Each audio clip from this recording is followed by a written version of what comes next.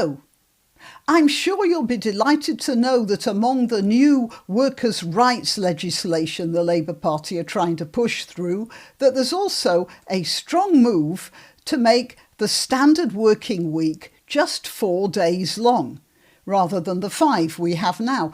So you'll be glad to know that that leaking tap can wait for yet another day before the plumber comes, and the council rubbish collection can always be squeezed into shorter times.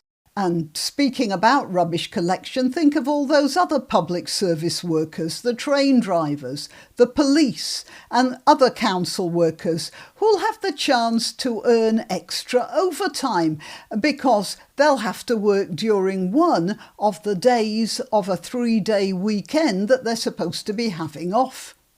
And of course, there are all those businesses and factories that will be compelled by law to down tools for another day. Or, if they want to carry on working, have to pay the workers overtime for working at the weekend. I wonder how long those businesses will last.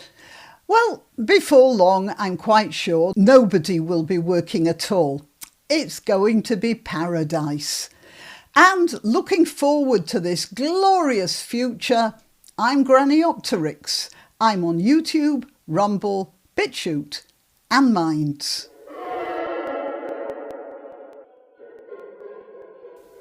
So, this 4-day work week idea.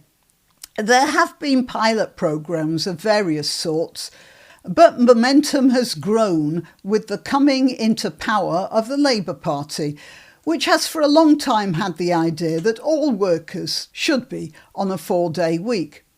First of all, there's the 4-Day Week Foundation, established in 2019. There we are. And it seems to be full of Labour Party activists. About Us. And if you look at this guy here, Joe Ryle, former Labour Party press officer, Alia Davis, background in politics, Phil is a trade unionist. So here we have a whole list of people who are obviously at least Labour sympathetic. And then, of course, there's the Labour Party itself. Labour rebels push for 4-day week in employment rights drive. And here we have Angela Rayner getting out of a car. Isn't that informative? More than a dozen Labour MPs and one Green MP, what a surprise, have challenged the Deputy Prime Minister to commit to exploring a transition across the economy from 5 working days to 4, of course, with no reduction in pay. They say here, flexible working campaigners have welcomed Ms Rayner's employment rights bill, which will give workers greater access to flexible hours as well as stronger day one employment protections. Well, we don't need any of that. The point is that a lot of people are pushing in the Labour Party for this 4-day week. Now, this 4-day week, this 3-day weekend proposal started me thinking of another big upheaval in British life, and that was the big change in currency and measurements we went through here in the UK in the 1970s. Up until 1970, bear with me, it is relevant. Up until 1971, we had a system of money that went back with all sorts of add-ons and inconsistencies. It went right back to the Middle Ages. We had 12 pence in a shilling, for instance, and then 20 shillings in a pound. And that was because the pence were made of copper and the shillings were made of silver. And the whole system depended on the value of the weights of the metal, copper to silver. At least that's how it started. Certainly there was an argument for some sort of rationalisation. Then in 1971 we went decimal, and the idea was that it was more rational. At the same time they rationalised measurements as well.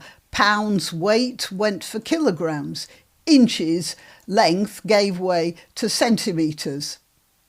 just to digress for a couple of minutes, the base unit of 10 is the least rational of all numbers you could possibly think of. You can divide 10 only once before you're into fractions, can't you? Look, 10, 5. After that, you're pulling bits off your fingers. Actually, a base of 8 is far more rational than that. Think of it. With 8, you have 8, then you have 4, then you have 2, then you have 1. It makes a lot more sense. However, I believe the Babylonians, who were so primitive such a long time ago, they used that. Yeah, shows we've come a long way, doesn't it? Anyway, that's a bit off topic. So here we were in the early 70s with decimalisation, and we were all modern, all rational, all reasonable. And that was the only reason we were doing it, because it was rational and reasonable. Well, no. We were into decimalisation because Edward Heath, the Prime Minister at the time, was determined to get Britain into the common market, as it was then called, and this was his project. You could almost say it was his obsession. In fact, you could say it was his obsession. What he and his cabinet were doing on the sly was we were being eased into joining the European project. So when they did get us in and make Britain a suburb of France, we'd be so used to the measurements and the weights and, of course, the currency that we wouldn't know the difference. You see, because even then, what was being discussed in the shadier corners of the European project was the idea of complete European integration. This was going on in secret in back rooms and over cosy dinners in Brussels restaurants. Brussels, the place where unpalatable things come from, the European Union and the sprouts. Anyway, the United States of Europe was a big secret from the general population, but that certainly was the target, although those early Eurocrats pushing this idea knew it had to be approached carefully, because after all, the people are sheep, aren't they? And to lead them into the green pastures and by the still waters of European integration, the people would need a little gentle shepherding from the rod and the staff of the gods of the common market. Soon to be remodelled when the gloves came off as the European Union. And they had to manipulate us into agreeing to that. And that's why we went decimal across the board in the 1970s. And that's what I find interesting about the proposed 4-day working week. You see, I told you I was coming back to that. The idea is that just like the currency and the measurements, the 3-day weekend is modern, it's rational, it's reasonable. After all, who needs a 5-day week?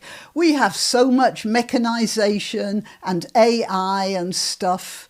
But is that all? Well, let's do a little thought experiment, should we? If we're going to add another day to the weekend, which day will it be? Would it be Monday, for instance? I mean, who likes Mondays? The Mamas and the Poppers didn't like Mondays. The Boomtown Rats didn't like Mondays. The Carpenters didn't like Mondays. The Bangles didn't like Mondays. And even Fats Domino didn't like Mondays. So, Monday it is then. Job done. Well, you know what? I wouldn't lay any money on that. Actually, if I were a betting woman, I'd bet the farm that the extra day wouldn't be Monday at all. How much would you bet that the extra day would be Friday? It will be Friday, won't it? Now, Friday. I wonder what they're easing us into this time. No, can't think. It's a mystery, isn't it? We'll think about that. Till next time. You can help my channel by subscribing and clicking the notification bell. That's quite important. And by sharing if you're so inclined. Links to my other channels and to donation methods are in the description. But the best way you can help is simply by clicking like and notify. Thank you.